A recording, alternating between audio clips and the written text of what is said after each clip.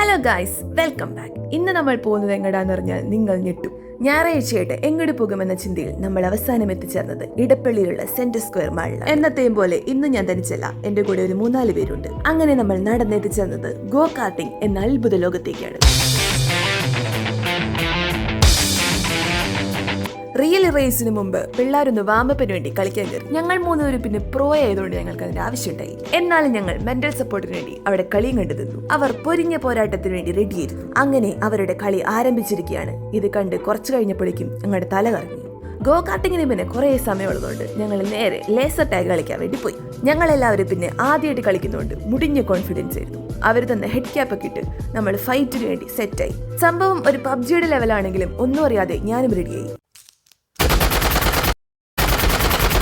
Gun കിട്ടിയപ്പോൾ shooting practice ചെയ്തുകൊണ്ടിരിക്കുന്ന ദബോയുടെ കയ്യിൽ നിന്ന് ഗണ്ണ് അവർ പിടിച്ചു വാങ്ങിച്ചു. അതുകൊണ്ട് ഗണ്ണില്ലാതെ പാപം പ്രാക്ടീസ് ചെയ്തു. പിന്നെ ഇൻസ്ട്രക്ടർ വന്ന് നിയമങ്ങളൊക്കെ പറഞ്ഞു തന്ന് ഞങ്ങൾ ഫൈറ്റിന് വേണ്ടി റെഡിയായി. പോരാട്ടത്തിന് ശേഷം ഇത്രയും നേരം ഞങ്ങൾ കാത്തിരുന്ന ഗോ കാർട്ടിങ്ങിലേക്ക് പോയി. ഞാൻ ഫസ്റ്റ് ടൈം ആയതുകൊണ്ടും അവിടെ ചെന്നപ്പോൾ എന്റെ ധൈര്യം ചോർന്നു പോയതുകൊണ്ടും ഞാൻ ജോയിലിന്റെ കൂടെ കയറി. ഈ വരുന്നത് ജോഷു, അതിന്റെ തൊട്ട് പിന്നാലെ വരുന്നത് നമ്മുടെ സ്വന്തം ദബോ. കാല ആക്സിലേറ്റർ എത്തുന്നില്ലെങ്കിലും തന്റെ പരമാവധി ശ്രമിച്ച് ദബോ മുന്നേറുകയാണ്. വരുന്നു ഞങ്ങൾ. അപ്പൊ ഇത് നിങ്ങൾക്കും എക്സ്പീരിയൻസ് ചെയ്യണമെങ്കിൽ നേരെ വിട്ടോ എടപ്പള്ളിയിലുള്ള സെന്റർ സ്ക്വയർ മാളിലേക്ക്. ഇതൊരു അടിപൊളി സംഭവം തന്നെയായിരുന്നു. അങ്ങനെ കാറക്കോടിച്ച് നമ്മൾ നേരെ അവിടെ നിറങ്ങി. വിശപ്പ് മാറ്റാൻ വേണ്ടി നമ്മൾ എത്തിയത് പാതിരാക്കുഴിയിലായിരുന്നു. ഇതാണ് ആ കുഴി. അങ്ങനെ നമ്മൾ കടയുടെ ഉള്ളിൽ കയറി ഓർഡർ ചെയ്യുന്ന തിരക്കിൽ ഞാൻ പിന്നെ കുറെ നാളെ ഒരു ഷവർമ കഴിച്ചിട്ട്, അതുകൊണ്ട് ഞാൻ ഒരു ഷവർമ ഓർഡർ ചെയ്തു. ഞാനത് കഴിച്ചുകൊണ്ടിരുന്നപ്പോഴാണ് ലൈറ്റ് ഒക്കെ കത്തിച്ച് ഒരു സംഭവം അങ്ങോട്ട് വന്നത്.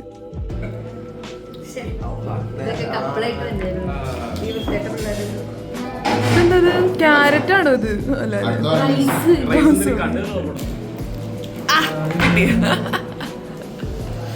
എക്സ്പ്രഷൻ ഇട്ട് തിന്നണേ. അവന് നല്ല എക്സ്പ്രഷൻ ആയിരുന്നു.